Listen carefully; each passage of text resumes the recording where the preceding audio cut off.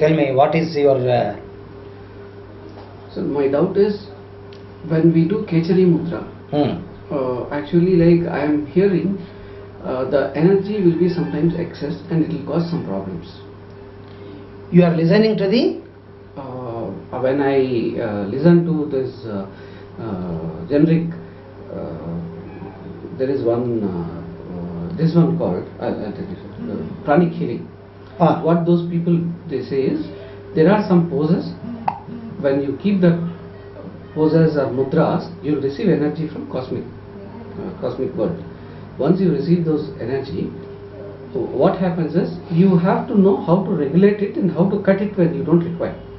But when you put all this Kechari Mudra and all that, you will receive a lot of energy. So you have to utilize it. If not, your life will be in turbulence. That is one question I have. The second one is, like I have gone to pranic healing, but when I see this Hare Krishna movement, this one, it is more towards spiritual. I felt that's my own experience. So even though I know that, I have learned it to some stage. I have gone even for some time, but I think it is not progressing much towards spirituality. I felt like that and I stopped it. Which one? Pranic healing. Hare Krishna. What is pranic healing? Before go to Hare Krishna movement, what is the feeling you develop the thing? What do you know about pranic healing? What I know is, when we talk about this pranic healing, we have various chakras in a human body. All these chakras, you are ensuring that each and every chakra is proper, healthy, and the energy is transferred, and the communication of energy from each of these channels will be proper. Once all of this is proper, then you will be able to invoke your Kundalini energy, and you will be able to activate your Sahasrara chakra. That is what I understand through pranic healing in the initial stages. And in the future, you have Atma Shakti. Manipulation of Atma Shakti is pranic healing. Manipulation of Atma Shakti is pranic healing. Manipulation of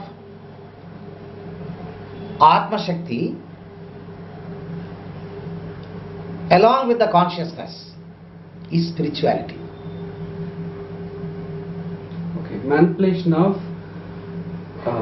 soul manipulating energy. The Atma Shakti with the consciousness. What do you know about meditation?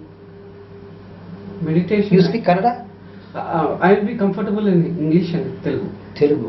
Telugu వస్తుంది, but I may not be able to talk so fluently. Kannada వస్తుంది, మాట్లాడతాను నేను మాట్లాడతాను, అది express చేయలేదు, understand అవుతుంది, నేను మాట్లాడతాను, but I may not be able to talk as fluently as you. Okay, anyway, we'll converse in English only. What do you know about meditation? Meditation, actually, I tried for some time back. Now, what is the meaning of meditation? Meditation is like a stillness. You be still and you observe. Like, let's say, for example, what I was doing is, initially for some days I was observing breath. Then slowly... I don't ask you the method. Okay, sir. Whether you know the meaning of meditation or not. No, sir, I cannot. There are around 140 types of meditation. Okay, sir. Why you have to meditate? That you should know. Yes, sir. Before meditating, you should know what is meditation. You have a body. Yes, sir. You have a Atma. You have a mind. Yes, sir. There is no synchronization. Yes. Synchronizing all these three into one point is meditation. Oneness of body, mind and soul is meditation. Mind is functioning on its own.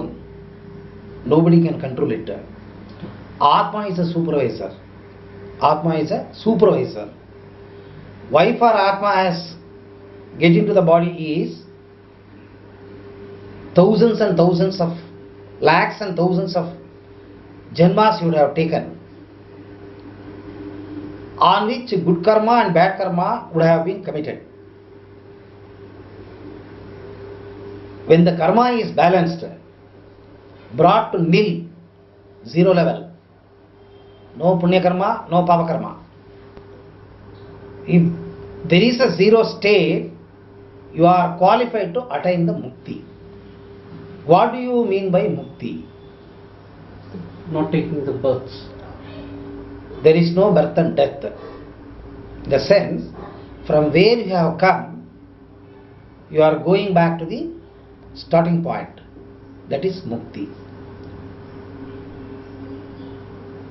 Because of the papa karma and punya karma and your desires, unfulfilled desires, you have come into existence. All atmas are get into a body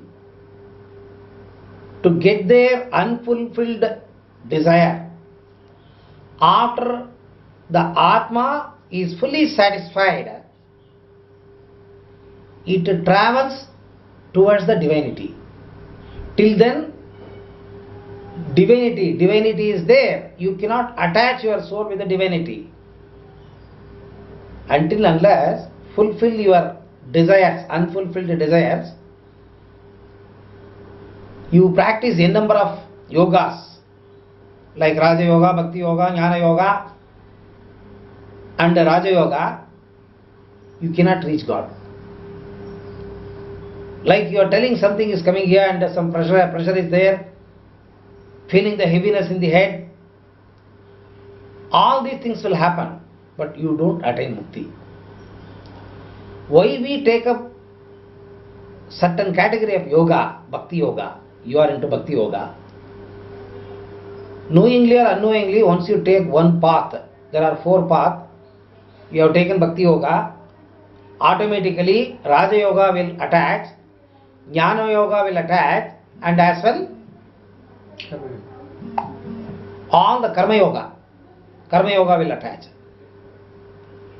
So take any one path, all the other 3 paths will be entangled.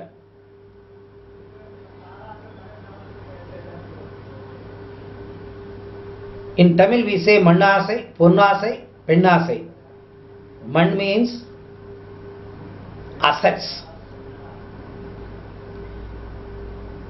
building, car, all wealth, immovable property. The desire has to come to a grinding halt. Mannasai.